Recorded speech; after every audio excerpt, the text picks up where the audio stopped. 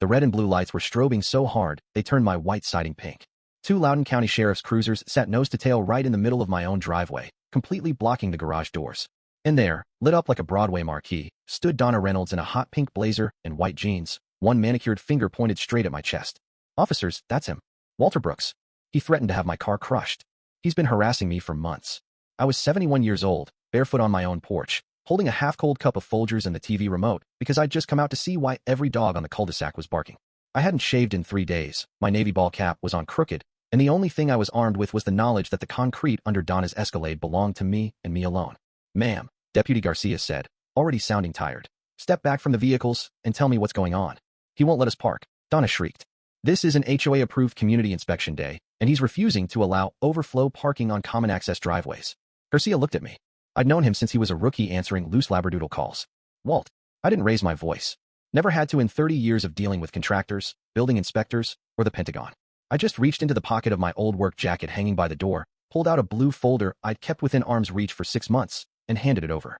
Page 1, 1996 deed, Lot 14, Willow Creek Farms, with the meets and bounds description that includes the entire 210-foot driveway. Page 2, county plat map, stamped and recorded. Page 3, photograph of the cedar sign I'd made the year Clinton was president, private drive, no parking, tow zone. Garcia flipped through it, sighed, and handed it to his partner, Deputy Patel. Then he looked at Donna. "Ma'am, this driveway is private property. You need to move the vehicles. Now." Donna's mouth opened and closed like a largemouth bass that just realized the worm had a hook in it. "But the HOA voted." "The HOA doesn't get to vote away a man's deed," Patel said. "Move them or we start writing trespass citations. Your choice." I thought that would be the end of it. I've never been more wrong in my life. My name is Walter Brooks. Most folks just call me Walt. My wife Margaret and I bought this house in 1995, back when Willow Creek Farms was still soybean fields, and the only covenant was don't park in front of the fire hydrant. We planted the 2 live oaks that now throw shade clear across the street. We raised 2 kids here. We buried Margaret under the bigger oak in 2014 after the cancer finally won. The driveway we poured ourselves in 97 is the same one Donna decided belonged to the community. For 25 years, nobody ever questioned it. Then Donna Reynolds arrived. She rolled in on a Tuesday in July, moving truck so big it took out Mrs. Henderson's mailbox on the turn. She stepped down from the cab in white capris, 4-inch wedges, and sunglasses that probably cost more than my first car. By Friday, she'd knocked on every door with the same speech.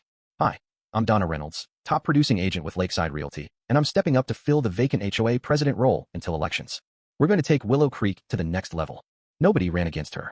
Hell, nobody even knew there was a vacancy until she told us Harold had moved to Scottsdale. That's how these things start. One person with too much time and a clipboard, and everybody else just wants to get back to mowing the lawn. The first orange flyer showed up in August. Exterior color palette compliance reminder. My crime was that the cedar mailbox post I'd built with Margaret had weathered to a slightly redder tone than the approved Sherwin-Williams rustic oak. I tossed it in the kindling pile. The second flyer was about lawn ornaments. Old Mr. Park across the street lost his flamingo collection overnight. The third flyer threatened fines for trash cans visible from the street for more than 4 hours. People started parking 2 blocks away on trash day. I kept my head down. My yard was mowed, my gutters were clean, my Christmas lights came down by January 5th. What could she possibly have on me? Turns out she didn't need anything real. She just needed a target. It started small. One October morning, I came out to find Donna's white Escalade parked halfway up my driveway, driver's door open, engine running, while she stood in the street on her phone. I walked over. "Morning, Donna. Need you to move." Blocking the garage. She lowered her sunglasses just enough to look over them. "Walt, honey, it's 2 minutes. I'm on with the county zoning office about the new welcome sign." 2 minutes turned into 15. I went back inside, poured another cup of coffee, and waited. When I came back out, she was still there, now taking selfies with the oak trees in the background. I tapped on her window again. "Donna, move the car." She rolled the window down 2 inches. "You're being very unwelcoming. Community means sharing, Walt. This isn't community concrete. It's my concrete." She smiled the way a cat smiles at a canary with a broken wing, rolled the window up, and finished her call. When she finally reversed out, she left 10 feet of black skid marks like a middle finger on my driveway. That was the declaration of war. By December, she'd pushed through a temporary event parking amendment. At a meeting, only 6 people attended. The amendment said that during HOA-sponsored functions, residents could utilize available driveway space in the spirit of neighborly cooperation. I raised my hand and pointed out that Virginia law doesn't recognize spirit as a valid easement. She smiled and said, "We'll table further discussion." Then came the Saturday in April I'll never forget. I woke up at 6:30 like always, let the dog out, started the coffee. When I opened the front door to get the paper, there were 3 SUVs parked end-to-end up my driveway like a Cadillac convoy. Donna's Escalade was in the middle, gleaming in the sunrise, blocking everything. Across the street, Donna and 2 women I'd never seen before were walking the cul-de-sac with clipboards and measuring tapes. taking photos of people's shutters and mulch depth for the spring aesthetic audit. I stepped off the porch in my slippers. Donna. She turned, bright and breezy. Good morning, Walt. Hope you don't mind. We needed overflow for the inspection team. I mind. Move them. She laughed, actually laughed. It's HOA business, Walt. Perfectly within policy. I pulled my phone out, opened the towing app I'd downloaded the week before, and started punching in the address. That got her attention. She marched over, heels clicking like a machine gun on asphalt. You wouldn't dare tow a volunteer's vehicle. Already dared. Truck's 10 minutes out. Her face went from peach to crimson in about 3 seconds. This is harassment. I'm calling the sheriff. Go ahead, I said. I'll wait right here. She dialed 911 so hard I thought she'd break a nail. Deputy Garcia and Patel arrived in 8 minutes. Same two who'd been out for the labradoodle. Garcia took one look at the folder I handed him and shook his head. Ma'am, we've been through this. Private driveway. Move the cars. Donna started yelling about hostile environments and elder abuse. Patel calmly explained that trespassing isn't a civil matter when you've been asked to leave private property. They gave her 5 minutes. She spent 4.5 of them screaming into her phone at someone named Harlan. Then the SUVs reversed out, tires squealing, and Donna spun gravel all the way to the stop sign. I thought maybe, just maybe, she'd learn something. 3 weeks later, she announced the Willow Creek Spring Welcome Festival and declared every driveway temporary guest parking, whether the owner liked it or not. I came home from Lowe's to find 4 vehicles on my concrete again. This time there were balloons tied to my mailbox and a banner across the entrance that read Willow Creek Farms, a superior lifestyle. I parked on the street, walked up my own lawn like a stranger, and started taking pictures. Donna appeared instantly, phone already recording. Smile, Walt. You're on candid camera. Perfect, I said. I'll be sure the judge gets the high-definition version. She followed me up the driveway, narrating the whole way. This is what toxic entitlement looks like, folks. A man who thinks his deed trumps community. I stopped and looked straight into her lens. Donna, last warning. Move the cars. Or what? You'll assault me in front of 50 witnesses. I didn't answer. I just dialed the non-emergency sheriff line and put it on speaker. Garcia must have recognized my number. He answered with, Walt, please tell me this isn't about the driveway again. Afraid so, Mike. Same trespassers, new holiday. He sighed so hard I heard it through the phone. On our way. Donna's smile slipped for the first time all day. When the cruisers rolled up 15 minutes later, half the neighborhood was on their porches filming. Kids on bikes had stopped to watch. Somebody started a grill because nothing says entertainment like free drama with your hamburgers. Garcia and Patel stepped out. Patel took one look at the folder I handed him and just nodded. Garcia addressed the crowd. Folks, this driveway is private property. Anyone parked here without the owner's permission needs to move immediately. Donna went full meltdown. She actually kicked the quarter panel of her own Escalade, hard enough to leave a dent shaped like her Jimmy Choo. He did that, she screamed, pointing at me. He damaged my vehicle. Garcia's body cam caught the whole thing. Patel stepped forward, voice calm as a lake. Ma'am, turn around. You're arresting me? For parking? No, ma'am. For disorderly conduct and making a false report. The cuffs came out. The click when they closed around Donna's wrists was louder than the children screaming on the bounce house. Someone in the crowd actually started clapping. Donna was still yelling about lawsuits and sexism all the way to the cruiser. By sundown, the video was everywhere. The title on the community Facebook page read, HOA president arrested in own event after kicking her Escalade. It had 23,000 views by breakfast. Donna spent 7 hours in lockup. When the Blacktown car dropped her off at 2 a.m., she was wearing jail flip-flops and somebody else's sweatshirt. She didn't look at a single porch light. But people like Donna don't quit. They lawyer up. Harlan Price served me papers 2 weeks later.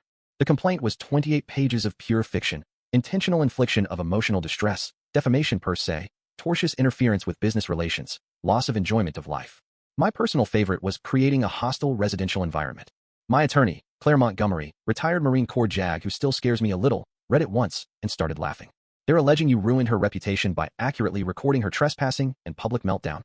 Apparently, Claire filed counterclaims that made Harlan's hair fall out, repeated criminal trespass, malicious prosecution, abuse of process, and civil conspiracy. During discovery, we got the HOA bank records. Turns out Donna had been treating the Treasury like her personal Nordstrom card, Botox, Neiman Marcus, something called executive wardrobe allowance, and $6,000 to a company owned by her sister for landscape consultation that consisted of 3 potted geraniums. The trial was in August, hot enough that the courthouse AC groaned like a dying buffalo. Claire played the body cam footage on the 80-inch monitor. Donna kicking her own car. Donna screaming she'd have everyone fired. Donna being walked to the cruiser while Sweet Caroline played from the festival speakers in the background.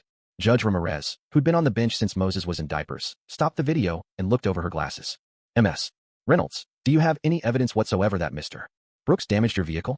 Donna opened her mouth. Closed it. Opened it again. He provoked me. Judge Ramirez turned to the gallery. Ladies and gentlemen, provocation is not a defense to trespass or disorderly conduct. It is, however, an excellent way to lose a lawsuit. She dismissed every one of Donna's claims with prejudice, awarded me full attorney fees, court costs, and $15,000 in punitive damages. Then she looked Donna dead in the eye. Madam, the next time you feel compelled to manage someone else's property, I suggest you start with the property between your ears. The gavel bang was the sweetest sound I'd heard since Margaret's heartbeat on the monitor finally stopped. The emergency HOA meeting a week later filled the clubhouse past fire code capacity. People stood in the doorway eating popcorn like it was the Super Bowl. The treasurer, Ed Park, yes, the flamingo guy, laid out the embezzlement evidence in a PowerPoint titled, "Where Did the Money Go?"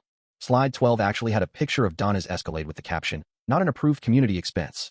The vote to remove her permanently was 71-4. The 4 holdouts were her tennis friends who left halfway through.